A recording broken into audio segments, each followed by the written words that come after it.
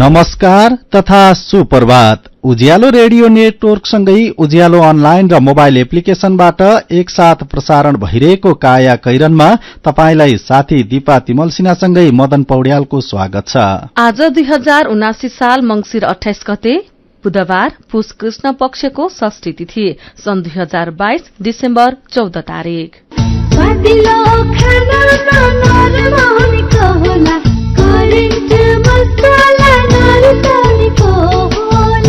काया कैरनको साथमा करेन्ट मसला र करेन्ट चिया, स्वादको झट्का। काया कैरन सुरु गरौं मुख्य खबरका शीर्षकहरूबाट।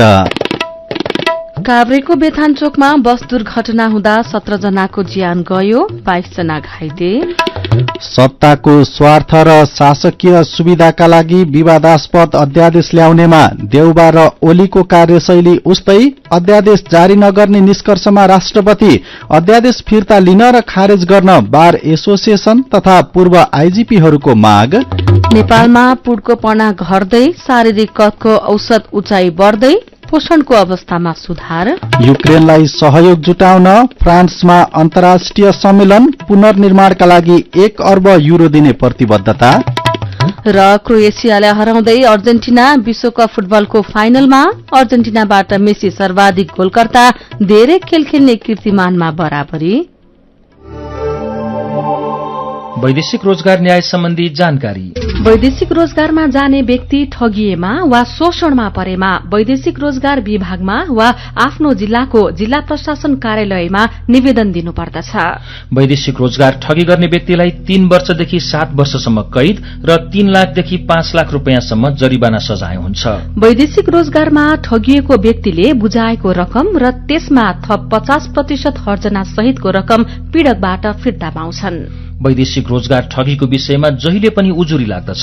क्षतिपूर्तिसँग सम्बन्धित उजुरी 1 वर्षभित्रमा दिनुपर्दछ। वैदेशिक रोजगारमा जाँदा लाग्ने खर्च मेन पावरमा बुझाइ भरपाई लिएमा न्याय पाउन सजिलो हुन्छ। वैदेशिक रोजगारीको सिलसिलामा ठगिएमा वा उद्धार गर्नु परेमा वा बेचबिखनमा परेमा वा तलब नपाई कानूनी सल्लाह र निशुल्क कानूनी सहायता चाहिएमा पिपुल फोरमको फोन नम्बर 01 45 23 973 मा सम्पर्क गर्न सकिनेछ। आइरेक्सको सहयोगमा मानव अधिकारका लागि जनमञ्च, people forum Kathmandu, Nepal.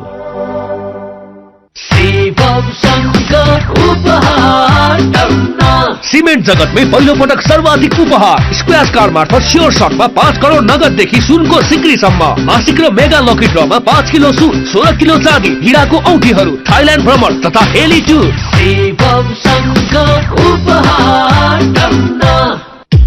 Engineering अध्ययनको अर्को नाम United technical college Bharatpur Chitwan. Pokhara विश्वविद्यालयबाट सम्बन्धन प्राप्त, ISO 9001-2015 सर्टिफाइड, दक्ष तथा अनुभवी प्राध्यापकद्वारा अध्यापन गराइने, हरेक वर्ष सर्वोत्कृष्ट नतिजा ल्याउन सफल, स्नातकोत्तर तह समेत अध्यापन हुने विशुद्ध engineering college united technical college चितवनमा BE सिभिल, कम्प्युटर र इलेक्ट्रिकल एन्ड इलेक्ट्रोनिक्स विषयमा केही सिट खाली रहेकाले इच्छुक विद्यार्थीले समयमै सम्पर्क गर्नुहोला। सम्पर्क United technical college Bharatpur Chitwan. Phone number 056 593 931, mobile number 98 550 50 859, 98 550 50 860।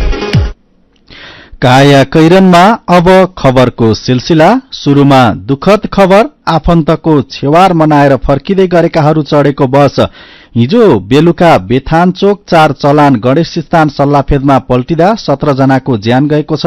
दुर्घटना काभ्रेमा भएको हो। दुर्घटनामा 22 जना घाइते भएका छन्। तीव्र गतिमा रहेको बसले अर्को गाड़ीलाई साइड दिन खोज्दा भित्तामा ठोकिएर सड़कमै पल्टिएको जानकारी जिल्ला प्रहरी कार्यालय काभ्रेले दिएको छ। मृतकहरूको शनाखत हुन सकेको छैन। घाइते र मृतक तामाङ समुदायका रहेका र तीमध्ये 2 परिवारका धेरैजना रहेको काभ्रेका डीएसपी अञ्जना श्रेष्ठले बताउनु भएको छ। हिजो बेलुका 6:15 बजे बा 3 ख 4385 नम्बरको रिजर्भ बस ओह्रालोमा पल्टिएको हो। बसका यात्रु काभ्रे बेथानचोक 5 च्याल्टीबाट छेवारमा सहभागी भएर बनेपा 11 सल्ले फर्किरहेका थिए। स्थानीय वीरेन्द्र नारायण श्रेष्ठका अनुसार बसमा बनेपाको सल्ले, बासडोल, खालचोक र काँक्राबारीका बासिन्दा थिए। चालक साइडपट्टि बस पल्टिएको हो। घटनामा चालकको ज्यान गएको र सहचालक घाइते रहेको खुलेको छ। यात्रुहरू बस मुनि च्यापिएका कारण उद्धारमा ढिलाइ भएको थियो। घटनास्थल बस्ती नजिकै भए पनि स्थानीयले उठाउन नसक्ने भएकोले एक्सकाभेटरको सहायताले उठाइएको थियो। बस पल्टिएर च्यापिँदा धेरैको ज्यान गएको बेथानचोक गाउँपालिकाका अध्यक्ष भगवान भण्डारीले बताउनु भएको छ। प्रहरी, सेना र स्थानीय बासिन्दाले घाइतेको उद्धार गरेका थिए। सत्ताको स्वार्थ र शासकीय सुविधाका लागि विवादास्पद अध्यादेश ल्याउनेमा प्रधानमन्त्री शेरबहादुर देउवा र निवर्तमान प्रधानमन्त्री केपी शर्मा ओलीको कार्यशैली उस्तै देखिएको छ। सत्तामा हुँदा र प्रतिपक्षमा रहँदा विरोधाभासपूर्ण चरित्र पनि दुवैमा मिल्दोजुल्दो देखिन्छ। तत्कालीन प्रधानमन्त्री ओलीले संसद विघटन गरेर अध्यादेश ल्याउँदा त्यतिखेरको प्रमुख प्रतिपक्षी दलका नेता देउवाले विज्ञप्ति नै निकालेर विरोध मात्र गर्नु भएन, कांग्रेसका कार्यकर्ता सड़कमा नै उतार्नु भएको थियो। अहिले कांग्रेसले सरकारको नेतृत्व गरिरहँदा अवस्था ठिक विपरीत छ। देउवाले विवादास्पद अध्यादेश जारी गरिरहँदा एमालेका कार्यकर्ता सड़कमा उत्रिएका छन्। आगामी सरकार गठनका लागि बहुमत सुनिश्चित गर्न गम्भीर प्रकृतिका मुद्दा समेत फिर्ता लिन मिल्ने गरी सरकारले अध्यादेश मार्फत कानून संशोधन प्रक्रिया अघि बढ़ाएपछि यति बेला एमाले विरोधमा रहेको छ। यसैबीच राष्ट्रपति विद्यादेवी भण्डारी गम्भीर प्रकृतिका फौजदारी मुद्दा समेत फिर्ता लिन सक्ने गरी सरकारले अघि बढ़ाएको अध्यादेश जारी नगर्ने निष्कर्षमा पुग्नु भएको छ। ताजा जनादेश प्राप्त भइसकेको परिप्रेक्ष्यमा कामचलाउ हैसियतको सरकारले लोकतन्त्र र संसदीय मूल्य मान्यता विपरीत विवादास्पद अध्यादेश ल्याउन खोजेको राष्ट्रपति भण्डारीको बुझाइ छ। राष्ट्रपतिका राजनैतिक सल्लाहकार लालबाबु प्रसाद यादवले सर्वोच्च अदालतमा विचाराधीन मुद्दासँग जोडिएको अध्यादेश अगाडि बढ़ाएर कार्यकारी प्रमुखले न्यायालयमाथि नै हस्तक्षेप गर्न खोजेका कारण राष्ट्रपतिले अध्यादेशमाथि गम्भीर अध्ययन गरिरहेको बताउनुभयो। नेपाल बार एसोसिएशन र सर्वोच्च बार एसोसिएशनले मुलुकी फौजदारी कार्यविधि संहिता संशोधन अध्यादेश सम्बन्धी निर्णय सच्याउन सरकारलाई आग्रह गरेका छन्। अध्यादेशबाट सर्वोच्चको नजिरकै उपहास भएको भन्दै दुवै बारले आपत्ति जनाएका छन्। यस्तै अध्यादेश खारेज गर्न पूर्व आईजीपीहरूको पनि माग रहेको छ। यसैबीच सरकारले टीकापुर घटनाका मुख्य योजनाकार मानिएका रेशम चौधरीलाई जेलमुक्त गर्ने गरी अध्यादेश ल्याएपछि पीड़ित परिवारले आक्रोश व्यक्त गरेका छन्। राज्यबाटै न्याय मार्ने काम हुन थालेको उनीहरूको गुनासो छ। प्रतिनिधि सभामा महाअभियोगको प्रस्ताव दर्ता भएसँगै 10 महिना अघि प्रधान न्यायाधीशबाट निलम्बित चोलेन्द्र शमशेर जवराको कार्यकाल हिजो सकिएको छ। तर उहाँले संस्थागत रूपमा गरेको भ्रष्टाचार, बढ़ाएको राजनैतिक सौदाबाजी तथा मच्चाएको उत्पातको प्रकम्पले न्यायपालिकालाई पिरोली रहने सम्भावना छ। गएको फागुन 1 मा महाभियोग लगाएर निलम्बित पारिएका जवराको विषयमा गम्भीर अनुसन्धान गरी निक्युल गर्नुपर्नेमा प्रस्तावलाई अल्पत्र पारेर संसदले उहाँलाई उन्मुक्ति दिएको छ। अर्कोतर्फ कार्यपालिकासँग असमझदारी हुँदा महाभियोगलाई रणनीतिक अस्त्रका रूपमा प्रयोग गर्ने गलत नजिर पनि स्थापित भएको छ। निलम्बित रहेकै बखत पनि जवराले कम्तीमा 2 पटक न्यायालय फर्किने प्रयास गर्नुभयो। अन्तिम घड़ीमा पनि संसद सचिवालयका महासचिवलाई प्रयोग गरेर निलम्बन निष्प्रभावी भएको पत्र समेत लेखाएर सर्वोच्च अदालतलाई तरंगित पार्नुभयो। जनप्रतिनिधिको सर्वोच्च संस्थाको क्षेत्राधिकारलाई संसद सचिवालयका महासचिव भरतराज गौतमले अनधिकृत रूपमा प्रयोग गर्न खोज्दा सर्वोच्चले नै हस्तक्षेप गरेर निरस्त पार्नु पर्यो। चोलेन्द्र गए, अब फेरिएला न्यायालयको चोला शीर्षकको यो खबर कान्तिपुर दैनिकले छापेको छ। निर्वाचन आयोगले गएको 4 गते सम्पन्न प्रतिनिधि सभा तथा प्रदेशसभा सदस्य चुनावको अन्तिम परिणाम आज घोषणा गर्ने भएको छ। प्रमुख आयुक्त दिनेश थपलियाले दलहरूबाट समानुपातिकतर्फ निर्वाचित हुने प्रतिनिधि सभाका 110 र प्रदेशसभाका 220 उम्मेद्वारको नामावली प्राप्त भइसकेकाले उनीहरूलाई निर्वाचित गरेर अन्तिम परिणाम आज घोषणा गर्न लागि जानकारी दिनुभयो। नेपालीको शारीरिक कदको औसत उचाइ निरन्तर वृद्धि भइरहेको पाइएको छ। नेपाल जनसांख्यिकीय तथा स्वास्थ्य सर्वेक्षणले यस्तो देखाएको हो। आर्थिक स्थितिसँगै पोषणको अवस्थामा आएको सुधारले पुड्कोपना घटाउन मद्दत गरेको हो। स्वास्थ्य सर्वेक्षण 2022 अनुसार 5 वर्ष मुनिका 4 जना बालबालिका मध्ये 1 जना अर्थात 25% मा पुड्कोपना छ। सन् 2016 को सर्वेक्षणमा 36% थियो। पुड्कोपना 2011 मा 41 र 2006 मा 49% मा रहेको थियो। सन् 2001 को सर्वेक्षणले 57% मा पुड्कोपना देखाएको थियो। बाल बालिकामा पुड्कोपना मापन सन् 2006 को विश्व स्वास्थ्य संगठन WHO को बाल विकास मापदण्डमा आधारित छ। सन् 1996 को राष्ट्रिय परिवार तथा स्वास्थ्य सर्वेक्षणमा 5 वर्ष मुनिका 57% बालबालिका पुड्को रहेको पाइएको थियो। स्वास्थ्य सेवा विभागको परिवार कल्याण पोषण शाखाका प्रमुख लीला विक्रम थापाका अनुसार सन् 1996 देखि नै वैज्ञानिक रूपले गरिएको राष्ट्रव्यापी सर्वेक्षणमा बालबालिकामा पुड्कोपनाको पहिचान हुँदै आएको छ। पछिल्ला केही दशकमा पोषण र आधारभूत स्वास्थ्यमा आएको सुधारले पुड्कोपना घटे पनि ढुक्क हुन नसकिने उहाँको भनाइ छ। वरिष्ठ डायटिसियन उषा शाह भारत र नेपालको सामाजिक सांस्कृतिक परिवेश समान भएकोले नेपालीको औसत उचाइ इन्डियन काउन्सिल अफ मेडिकल रिसर्चको मापदण्डलाई आधार बनाउने गरिएको बताउनुहुन्छ। नेपाल जनसांख्यिकीय तथा स्वास्थ्य सर्वेक्षणका अनुसार पुड्कोपनाको समस्या सबैभन्दा बढी 36% कर्णालीमा र कम 18% बागमती प्रदेशमा रहेको छ। मधेसमा 29% पुड्कोपना पाइएको छ। मधेसपछि सुदूरपश्चिममा 28, लुम्बिनीमा 25, प्रदेश 1 र गण्डकीमा 20% देखिएको छ। आम नेपालीको आर्थिक स्थितिमा सुधारसँगै खानपान र पोषणको अवस्था सुध्रिँदै गएकोले औसत उचाइमा वृद्धि भएको वरिष्ठ डायटिसियन उषा शाह बताउनुहुन्छ। पहिला फलफूल खान बिरामी हुनुपर्थ्यो, अब मकै, भटमास, मोही, सागसब्जी, फलफूल खानुपर्छ भन्ने चेतना बढेको छ। पोषण चेतनाको प्रभाव सकारात्मक देखिएको छ उहाँले भन्नुभएको छ। काया कैरनमा कुराकानीसँगै खबरहरू बाँकी नै छन्, सुन्दै गर्नुहोला। खुशी कसरी खुशी हुन्छ जब बने छैन कोही आफ्नो भन्दैमा आफ्नो हुन सम्पर्कमा बस्या खै सम्पर्कका लागि बलियो आधार नेपाल टेलिकम हो राष्ट्रकै सञ्चार सम्पर्कको आधार राष्ट्रको सञ्चार नेपाल टेलिकम राष्ट्रको सञ्चार नेपाल टेलिकम राष्ट्रको सञ्चार। विदेशबाट आयामी गरेको पैसा सिधै तपाईको मोबाइलमा लिन मिल्छ। अहिलेको अवस्थामा बाहिर गएर पैसा निकाल्न त्यति सजिलो छैन। त्यसैले आफ्नो मोबाइल निकाल्नुहोस्, आइएमई पे डाउनलोड गर्नुहोस् अनि घर बसी बसी आफ्नो रकम प्राप्त गर्नुहोस्। विदेशबाट आइएमई गरेको रकम प्राप्त गर्न आफ्नो मोबाइल फोनमा आइएमई पे डाउनलोड गर्नुहोस्। अब आइएमई गरौँ, आइएमई पे मा प्राप्त गरौँ सजिलै। नेपाल बैंकको डबल धमाका सबलाई हुन्छ फाइदा, पाइन्छ 2 गुणा प्रतिफल मात्र 5 वर्ष 9 महिना 29 दिन। नेपाल बैंक डबल धमाका मुद्दती खाता हुन्छ सावा रकम दोब्बर 5 वर्ष 9 महिना 29 दिनमा। साथै नेपाल बैंक डबल धमाका रेमिट्यान्स मुद्दती खाता पाइन्छ सावाको 2 गुणा रकम 5 वर्ष 5 महिनामा। समय सँगै अघि बढ्दै नेपाल बैंक लिमिटेड, नेपालको पहिलो बैंक। सुरक्षित र समृद्ध होस् जिन्दगीको सेरोफेरो, भोलिको लागि सोच्नु पर्ने कर्तव्य हो तिम्रो मेरो। दुःख हुन भोलिलाई बिमा गरौ है, नेशनल लाइफ इन्सुरेन्समा बिमा गरौ है।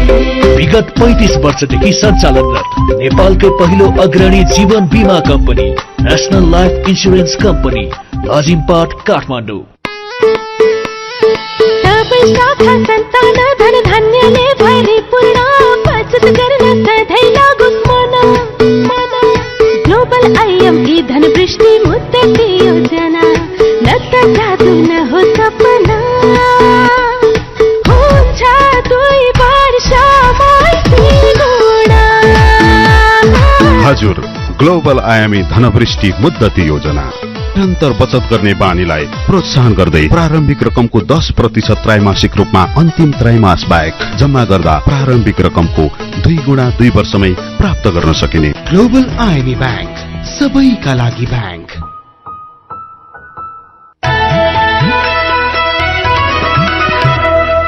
उज्यालो रेडियो नेटवर्कसँगै उज्यालो अनलाइन र मोबाइल एप्लिकेशनमा प्रसारण भइरहेको काया कैरनमा तपाईंलाई फेरि स्वागत छ।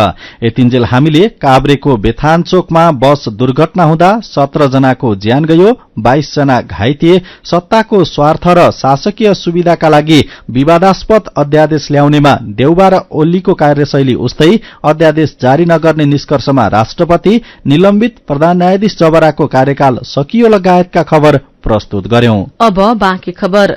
त्रिविकको 62 आंगिक मध्ये ललित कला विषयको पढ़ाई काठमाडौँको ललित कला क्याम्पसमा मात्र हुन्छ। क्याम्पसको वेबसाइटमा ठेगाना भोटाहेटी काठमाडौँ उल्लेख छ, तर भोटाहेटीमा पठन पाठन बन्द भएको 7 वर्ष भयो। 2072 सालको भूकम्पले क्याम्पस ध्वस्त भएपछि साबिक ठाउँमा नयाँ भवन बनिरहेको छ। संरचना निर्माण नसकिँदा ललित कला पढ्ने आकांक्षा राखेका विद्यार्थी निराश भएका छन्। भूकम्पपछि ललित कला क्याम्पस कीर्तिपुरमा रहेको त्रिवी हातामा सारिएको छ। यस्तै 105 वर्ष पुरानो त्रिचन्द्र बहुमुखी क्याम्पस घण्टाघर भवन ध्वस्त भएपछि विद्यार्थीको चाप घटेको छ। भूकम्प अघि 14,000 भन्दा धेरै विद्यार्थी हुन्थे भने अहिले झण्डै 10,000 मात्रै विद्यार्थी छन्। मिन भवनमा रहेको नेपाल कमर्स क्याम्पसको अवस्था पनि उस्तै छ। त्रिविका यी 3 आंगिक क्याम्पस उदाहरण मात्र हुन्। उपत्यका र बाहिरका गरी दर्जनौं आंगिक क्याम्पस भवन भूकम्पपछि पुनर्निर्माण हुन सकेको छैन। यसैबीच नयाँ कार्यकालका लागि स्थानीयदेखि प्रदेशसभा र प्रतिनिधि सभासम्मका चुनाव तोकिएकै समयमा सम्पन्न भए, तर राजनैतिक नेतृत्व उत्पादन गर्ने नर्सरीका रूपमा चिनिएको स्वतन्त्र विद्यार्थी युनियन सोभियुको चुनाव भने 13 वर्षदेखि हुन सकेको छैन। सोभि नियम अनुसार 2 वर्षमा सोभि चुनाव गर्ने व्यवस्था छ। एकातिर क्याम्पसहरूले विद्यार्थीको आधिकारिक प्रतिनिधि पाउन सकेका छैनन् भने अर्कोतर्फ युवाहरूमा राजनैतिक चेतको विकासक्रममा समस्या भएको छ। यी खबर आजका कान्तिपुर दैनिक र नयाँ पत्रिका दैनिकले छापेका छन्। काठमाडौँ उपत्यका भएर बग्ने बागमती नदीलाई एक सभ्यताकै रूपमा पनि व्याख्या गरिन्छ, तर फोहोरले गर्दा नदीकै अस्तित्व संकटमा परेपछि सफाई अभियान शुरू भयो। 2070 सालको जेठ 5 गतेदेखि शुरू भएको अभियान गएको शनिबार 500 हप्ता पूरा भएको हो। बागमती नदी सफाईबाट शुरू भएको अभियान बागमतीका सहायक नदी हुँदै अहिले देशका विभिन्न भागमा पनि फैलिएको छ। अभियन्ताहरूले नदी सरसफाईसँगै वृक्षारोपण लगायतका काम गर्दै आएका छन्, तर अभियान 500 हप्ता पूरा हुँदा पनि नदीहरू अपेक्षित सफा हुन सकेका छैनन्। साथी भोजेन्द्र बस्नेतले बागमती सफाई महाअभियानका अभियन्ता चक्रबहादुर चन्दलाई 500 हप्ता पूरा हुँदा पनि बागमतीमा सङ्लो पानी बग्न नसक्नुको कारण के होला भनेर सोध्नु भएको छ। कतिपय कुरा त्यो सत्य पनि हो हैन, किनभने यो बागमती नदीलाई दशकौंदेखि डम्पिङ साइट बनाइएको थियो र त्यो गर्दै जाँदा चाहिँ अहिले एटलिस्ट पानी बगेको छैन भन्न त मिल्दैन, पानी बगिरहेछ तर सफा पानी बगेको छैन। सफा पानी बग्न नसक्नुका मुख्य कारणहरू चाहिँ के छन्? मुख्य कारण मध्येमा एउटा चाहिँ बागमतीमा जथाभावी ढल मिसाइयो, जसको कारणले गर्दाखेरि चाहिँ पानी दुर्गन्धित भयो हैन, र त्यसको निराकरण हुँदैछ। सम्भवतः हामी छिट्टै बागमतीलाई चाहिँ एउटा सफा पानी बगेको देख्न सक्छौं। केही व्यक्तिहरू खोला किनारमा गएर हातले फोहोर टिप्दैमा अथवा केही बोरा फोहोर संकलन गर्दैमा काठमाडौँको जस्तो शहरका नदी सफा हुन्छन् र भन्ने धेरैको प्रश्न छ। साँच्चै हुन्छन् कि हुँदैनन्? असम्भव भन्ने कुरा संसारमा केही पनि छैन। त्यो सम्भव बनाउनलाई हामीले अभियान चलाइरहेका छौं। 10 वर्षदेखि हामी भोलिन्टियर रूपमा काम गरिरहेका छौं। मलाई लाग्छ अब छिट्टै हैन गुहेश्वरीसम्म त हामी अहिले सफा पानी, केही मात्रामा सफा पानी चाहिँ देख्न सक्छौं। सङ्लो पानी बग्ने नबग्ने एउटा कुरा छ। यो महाअभियानको मुख्य उपलब्धिहरू के हो? आजभन्दा 10 वर्ष अगाडि बागमती नदीको छेउछाउ किनारमा हिँड्दा हामीले नाकमुख थुन्नुपर्ने अवस्था थियो। त्यो म स्वयंले पनि मेरो अनुभव त्यो छ हैन। र पछिल्लो चरणमा तपाईँ बागमती अलि नदी किनारमा तपाईँ हिँड्दै गर्दा चाहिँ हजारौं नागरिकहरू बिहान योगा गरिरहेको, व्यायामहरू गरिरहेको, मर्निङ वाक गरिरहेको, साँझ इभिनिङ वाक गरिरहेको हैन, पार्कहरूमा चाहिँ बसेर ड्राई पिकनिकहरू गरिरहेको नि मैले देखेँ। अहिले सुटिङहरू भइरहेका छन् अनि विभिन्न गतिविधिहरू कम्तीमा बागमती नदी किनार चाहिँ वातावरण मैत्री भएको छ। रुखहरू पनि हुर्केका अवस्थाहरू छन्, धेरै ठाउँमा चाहिँ पार्कहरू बनेका छन्, बच्चाहरू खेलिरहेका छन्। त्यो ज्यादै ठूलो उपलब्धि हो जस्तो। सरसफाई जागरणको क्षेत्रमा चाहिँ तपाईँहरूको यो महाअभियानले केही कुरा साथ दिएको छ वा छैन के लाग्छ? चेतनाको स्तर चाहिँ वृद्धि भएको छ। धेरैले चाहिँ नदीमा पहिला जतिले फोहोर फाल्नुहुन्थ्यो आजले चाहिँ धेरै कम भएको छ र नागरिकले पनि साथ सपोर्ट गरेको हुनाले जस यो अभियान एउटा चाहिँ प्रभावकारी रूपमा परिणाममुखी रूपमा अगाडि बढिरहेको छ। नदी नाला बाटोघाटो अथवा मठ मन्दिरहरू सार्वजनिक स्थलहरू सरसफाइको लागि जागरण कतिको आवश्यक छ? एकदम जरुरी छ, किनभने त्यो नदी फोहोर आफै त हुँदैन, नदीले चाहिँ तपाईँको आफै फोहोर उत्पादन गर्ने त होइन, नागरिकले नै अब त्यो गरेको फोहोर हो। जसको कारणले गर्दा नागरिकमा सबभन्दा पहिला के हुनु पर्यो भन्दाखेरि यो नदी जीवन्त भयो भने, यो नदी स्वच्छ भयो भने म एउटा स्वच्छ हुन सक्छु, मेरो समाज स्वच्छ हुन सक्छ, मेरो राष्ट्र स्वच्छ हुन सक्छ हैन। जसको कारणले गर्दाखेरि चाहिँ हामी स्वच्छ जीवनयापन गर्न सक्छौं भन्ने भाव नागरिकमा हुनु पर्यो। सरसफाई अभियानमा पालिका सरकारहरूको सक्रियता अथवा भूमिका कतिको रहेको छ र अबको दिनमा उनीहरूले के गर्नु पर्ला? भूमिका अहिले ज्यादै कम छ र पछिल्लो चरण चाहिँ काठमाडौँ महानगरपालिकाले यसलाई चाहिँ अलिकति एग्रेसिभली नदी सफाई र सार्वजनिक स्थलहरू सफाई अभियानै चलाएको छ। त्यो ज्यादै सकारात्मक कुरा छ हैन। र सँगसँगै स्थानीय जनप्रतिनिधिको काम भनेको नै पहिलो प्रायोरिटी भनेको नै स्वच्छ सफा एउटा आफ्नो क्षेत्र बनाउने नै हो कि पहिलो प्रायोरिटी त्यो हो मेरो भन्ने भाव लिएर उहाँहरू अगाडि बढ्नुभयो भने यसले चाहिँ सार्थकता पाउँछ। उहाँ हुनुहुन्थ्यो बागमती सफाई महाअभियानका अभियन्ता चक्रबहादुर चन्द। काया कैरनमा खबरको सिलसिला बाँकी नै छ, सुन्दै गर्नुहोला। होइन हो दाजु भाउजू, खुसी हुँदै कस्तो नाचे, हामीलाई त तेरा भन्दा धेरै सुविधा मुक्तिनाथ आशीर्वाद बचत खाता खोलेर। होइन के छ र यसमा त्यस्तो खुसी भइरा?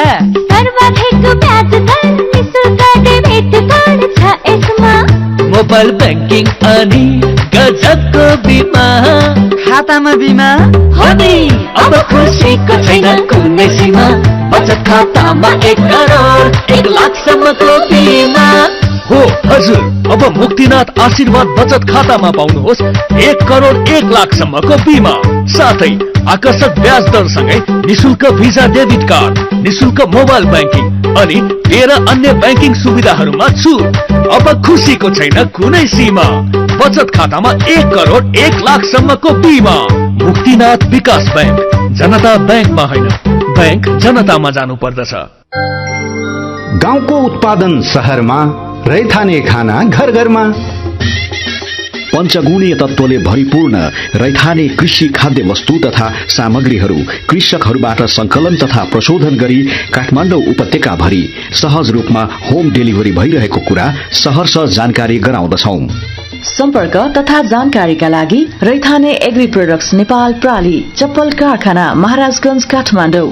फोन नम्बर 01 40 15 658 40 15 662, मोबाइल नम्बर 98 434 21 743 र 98 550 45 242। रैथानेलाई तपाईले मोबाइल एपको लागि RAITHAANE रैथाने टाइप गरेर वा वेबसाइट www.raithanenepal.com मा गएर पनि भेट्न सक्नुहुनेछ।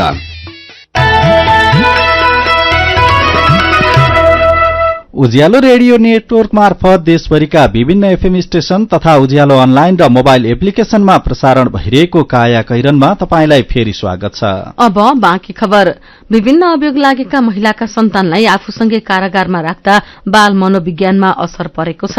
बागलुङ कारागारमा 3 जना बाल बालिका रहेका छन्, वीरगंज कारागारमा 1 जना बालक रहेका छन् भने मोरङ कारागारमा 6 शिशुसहित 8 जना बाल बालिका रहेका छन्। त्यसैगरी झापा कारागारमै जन्मेका 2 बालक आमासँगै रहेका छन्। अधिकारकर्मी भन्छन् यस्ता बाल बालिकालाई अभिभावक विहीनको सूचीमा राखेर राज्यको स्वामित्वमा खाने, बस्ने र पढ्ने लेख्ने व्यवस्था गर्नुपर्छ। मानव अधिकार संगठन बागलुङकी अध्यक्ष लक्ष्मीदेवी जीसीले बालबालिकालाई कारागारमा राखिनु बाल अधिकारको हनन भएको बताउनुभयो। यी बालबालिकाहरूको उचित स्थानान्तरणका लागि राज्यले नै व्यवस्थापन गर्नुपर्ने उहाँको भनाइ छ। पूर्व पश्चिम विद्युतीय रेलमार्ग बनाउने भनेर सरकारले यसलाई बजेट छुट्याउन थालेको वर्षौं भयो। निर्माण शुरूकै प्रक्रियामा पर्ने मुआवजा वितरणका लागि भने सरकारले रकम विनियोजन गरिरहेको छ, तर पर्याप्त छैन। स्रोत सुनिश्चितता नगरिदिँदा 2 वर्षदेखि रेलमार्गको काँकडभिट्टा इनरुवा खण्डमा मुआवजा वितरण रोकिएको छ। यसले एकातिर आयोजना निर्माणमा ढिलाइ भइरहेको छ भने अर्कोतिर स्थानीय बासिन्दाले जग्गा खरिद बिक्री गर्न र बैंकिङ प्रक्रियामा राख्न पाएका छैनन्। राजनैतिक दलहरूले यस आयोजनालाई चुनाव पछि आफूहरूको प्राथमिकता रहेको भन्दै नागरिक सामु प्रतिबद्धता जनाउँछन्। यसलाई सक्दो छिटो सक्छौं भनी भोट पनि माग्छन्। तर जसै चुनाव जितेर संसद छिर्छन् उनीहरूले आफ्नो प्रतिबद्धता बिर्सने गरेको आयोजना प्रभावित स्थानीय बासिन्दाको गुनासो रहेको खबर कान्तिपुर दैनिकले छापेको छ। अब विदेशको खबर। रूस युक्रेन युद्धका कारण युक्रेनमा क्षतिग्रस्त भएका संरचना पुनर्निर्माणका लागि सहयोग जुटाउन फ्रान्समा अन्तर्राष्ट्रिय सम्मेलन भएको छ। पेरिसमा भएको यो सम्मेलनले युक्रेनका लागि झण्डै 1 अर्ब युरो सहायता उपलब्ध गराउने प्रतिबद्धता जनाएको छ। सहायता सम्मेलनमा भेला भएका देशहरूले यस युद्धमा युद्धग्रस्त देश युक्रेनलाई सहयोग गर्ने निर्णय गरेका फ्रान्सका विदेश मन्त्री क्याथरिन कोलोनाले सार्वजनिक गर्नुभएको खबर समाचार संस्था एएफपीले जनाएको छ। अब खेल खबर। अर्जेन्टिना फिफा विश्वकप फुटबलको फाइनलमा प्रवेश गरेको छ। कतारको लुसेल रंगशालामा आज बिहान भएको पहिलो सेमिफाइनलमा क्रोएसियालाई 3-0 गोलले हराउँदै अर्जेन्टिना उपाधि नजिक पुगेको हो। अर्जेन्टिनाको जितमा जुलियन अल्कावेर्जले 2 र कप्तान लियोनल मेस्सीले 1 गोल गरे। खेलको पहिलो हाफमै 2-0 गोलको अग्रता बनाएको अर्जेन्टिनाले दोस्रो हाफमा 1 गोल थप्दै जित पक्का गरेको हो। पहिलो हाफको 34औं मिनेटमा मेस्सीले पेनाल्टीमा गोल गरे। लगत्तै 39औं मिनेटमा अर्जेन्टिनाका जुलियन अल्भारेजले काउन्टर अट्याक गोल गरे। दोस्रो हाफको 69औं मिनेटमा अल्भारेज गोल थप्न सफल भए। त्यसपछि अर्जेन्टिनाले 3-0 को अग्रता लियो। यो जितसँगै फाइनलमा पुगेको अर्जेन्टिनाले अब आज राति हुने दोस्रो सेमिफाइनलको विजेतासँग उपाधिका लागि खेल्नेछ। अर्जेन्टिनाले सन् 2018 मा रूसमा भएको विश्वकपको समूह चरणको खेलमा क्रोएसियासँग बेहोरेको 3-0 गोलको हारको बदला पनि लिएको छ। यो सहित अर्जेन्टिना विश्वकपमा 6औं पटक फाइनलमा पुग्यो। अर्जेन्टिना यसअघि सन् 1930, 1978, 1986, 1990, सन् 2014 मा फाइनलमा पुगेको थियो। उसले 1978 र 1986 मा गरी 2 पटक विश्वकप उपाधि जितेको छ। दोस्रो सेमिफाइनलमा आज राति पाउने 1 बजे फ्रान्स र मोरक्को खेल्दैछन्। यसैबीच कतार विश्वकप फुटबलमा अर्जेन्टिनाका कप्तान लियोनल मेस्सीले समग्रमा 5 गोलका साथ सर्वाधिक गोलकर्तामा फ्रान्सका किलियन एम्बापेसँग बराबरी गरेका छन्। लुसेल रंगशालामा आज बिहान भएको खेलमा पेनाल्टीमा मेस्सीले 1 गोल गरे। मेस्सी अर्जेन्टिनाका लागि 11 गोलका साथ विश्वकपको सर्वाधिक गोलकर्ता पनि बनेका छन्। मेस्सीले विश्वकपमा 11 गोल गरेर ग्राबियल बाटिस्टुस्टाको कीर्तिमान तोडेका छन्। बाटिस्टुस्टाले 10 गोल गरेका थिए। मेस्सीले फिफा विश्वकपमा सर्वाधिक धेरै खेल खेल्ने खेलाड़ीको कीर्तिमान पनि बराबरी गरेका छन्। मेस्सीले जर्मनीका पूर्व मिडफिल्डर लोथर माथा उसको नाममा रहेको 25 खेलको कीर्तिमान बराबरी गरेका हुन्। अब हुने फाइनल खेलमा मेस्सीले विश्वकपमा सर्वाधिक धेरै खेल खेल्ने खेलाड़ीको कीर्तिमान समेत बनाउने भएका छन्। अब केही खबर संक्षेपमा। चीनमाया माझी 68 वर्षकी हुनुभयो। उहाँलाई थातथलोमा जीवन बिताउने मन थियो, तर दुधकोशी जलविद्युत आयोजना बन्ने भएपछि पुस्तौंदेखि बस्दै आएको गाउँ छोड्नुपर्ने बाध्यता आइपरेको छ। दुधकोशीमा 2 वर्षदेखि जग्गा रोक्का रहेको छ। सरकारले जग्गा रोक्का गरेपछि उहाँ बेचैन हुनुहुन्छ। देशको विकासका लागि जग्गा सुम्पिए पनि मुआवजा नपाउँदा झन खल्लो लागेको उहाँको गुनासो छ। विवाह भोज खाएका 34 जना बिरामी परेका छन्। रामेछाप नगरपालिका 5 रामपुरको साइटारमा सोमबार भोज खाएकाहरूमा झाडा पखला लाग्ने र पेट दुख्ने समस्या देखिएको जिल्ला अस्पताल रामेछापले जनाएको छ। वाणिज्य बैंकहरूले पुसमा पनि निक्षेपको ब्याज दर नबढाउने भएका छन्। बैंकर्स संघको बैठकले पुसमा पनि ब्याज दर नबढाउने निर्णय गरेको हो। यो निर्णयसँगै पछिल्लो 4 महिना यता वाणिज्य बैंकहरूमा निक्षेपको ब्याज दर स्थिर रहँदै आएको छ। पुसका लागि पनि बैंकहरूले मंगिरकै बराबर ब्याज दर प्रकाशन गर्ने निर्णय भएको नेपाल बैंकर्स संघका कार्यकारी निर्देशक अनिल कुमार उपाध्यायले बताउनु भएको छ। मेलम्ची खानेपानी आयोजना निर्माणमा झण्डै 65 अर्ब रुपियाँ खर्च भइसकेको छ। काठमाडौँ उपत्यकामा पानी वितरण संरचना बनाउन मात्रै झण्डै 30 अर्ब रुपियाँ खर्च भएको छ। 1010 किलोमिटर पाइप बिछाएर 10 वटा सर्भर रिजर्भवायर ट्याङ्कीबाट पानी वितरण थालिएको छ। दशकभन्दा बढ़ी समय लगाएर बनाइएको पाइपलाइन संरचना किन प्रयोगमा नआउँदै फुट्छ? फुटेको पाइपको मर्मत र पुनर्निर्माणको जिम्मेवारी कसको? जनस्तरबाट आउने यस्ता प्रश्नहरूको जवाब उपत्यकामा खानेपानी संरचना निर्माणको जिम्मेवारी पाएको काठमाडौँ उपत्यका खानेपानी लिमिटेड केयुकेएल अन्तर्गत आयोजना कार्यान्वयन इकाइका प्राविधिकहरूसँग पनि छैन। उनीहरू जुनसुकै ठाउँमा पाइप फुटेर सड़क जलमग्न हुन सक्ने बताउँछन्। यो खबर कान्तिपुरले छापेको छ। नेपाल प्रहरीमा 30 वर्षे सेवाहतको राजनीति छिरेको ठ्याक्कै 30 वर्ष पुगेको छ। 30 वर्षे सेवाहतको फाइदा र बेफाइदाबारे लामो समयदेखि बहस हुँदै आएको छ। सेवाहतका कारण प्रहरी नेतृत्वमा अस्थिरता पैदा भएको, अनुभवी जनशक्तिलाई राज्यले गुमाउने गरेको र पेन्सनको भार समेत बढेकोले संशोधनको माग हुँदै आएको छ। 30 वर्षपछि 30 वर्षे सेवाहत हट्न लागेको खबर नयाँ पत्रिका दैनिकले छापेको छ। 2.5 किलोमिटर सड़क कालोपत्र गर्न 4.5 वर्षअघि काम शुरू भए पनि अझै 500 मिटर सड़क धुलामै छ। चितवनको भरतपुर 4 धर्मचोकमा रहेको सड़कको बाँकी खण्ड कालोपत्र गर्न ठेकेदारलाई ताकेता र दबाव दिन नवनिर्वाचित प्रतिनिधि सभा सदस्य, प्रदेश सभा सदस्य र भरतपुर महानगरका मेयर बीच प्रतिस्पर्धा नै चलेको छ। काया कैरनमा अब पालो उखानको, जहाँ बस्यो त्यही सुख। उखानसँगै हामी काया कैरनको अन्त्यमा आइपुगेका छौं। आजका मुख्य खबर फेरि एकपटक। काभ्रेको बेथानचोकमा बस दुर्घटना हुँदा 17 जनाको ज्यान गयो, 22 जना घाइते। सत्ताको स्वार्थ र शासकीय सुविधाका लागि विवादास्पद अध्यादेश ल्याउनेमा देउबा र ओलीको कार्यशैली उस्तै, अध्यादेश जारी नगर्ने निष्कर्षमा राष्ट्रपति। अध्यादेश फिर्ता लिन र खारेज गर्न बार एसोसिएसन तथा पूर्व आईजीपीहरूको माग। नेपालमा पुड्कोपना घट्दै, शारीरिक कदको औसत उचाइ बढ्दै, पोषणको अवस्थामा सुधार। युक्रेनलाई सहयोग जुटाउन फ्रान्समा अन्तर्राष्ट्रिय सम्मेलन, पुनर्निर्माणका लागि 1 अर्ब युरो दिने प्रतिबद्धता। र क्रोएसियालाई हराउँदै अर्जेन्टिना विश्वकप फुटबलको फाइनलमा। अर्जेन्टिनाबाट मेसी सर्वाधिक गोलकर्ता, धेरै खेल खेल्ने कीर्तिमानमा बराबरी। आजको काया कैरन सकिएको छ। उज्यालो मोबाइल र अनलाइनमा प्रसारण भइरहेका रेडियो र अनलाइनका सामग्री भाइबरमा पनि उपलब्ध छन्। काया कैरनबाट प्राविधिक साथी प्रवीण श्रेष्ठसँगै हामी पनि बिदा माग्छौं। जाडोको यो बेला मौसमी फूल हुन नदिन चिसोबाट बचौं। नमस्कार।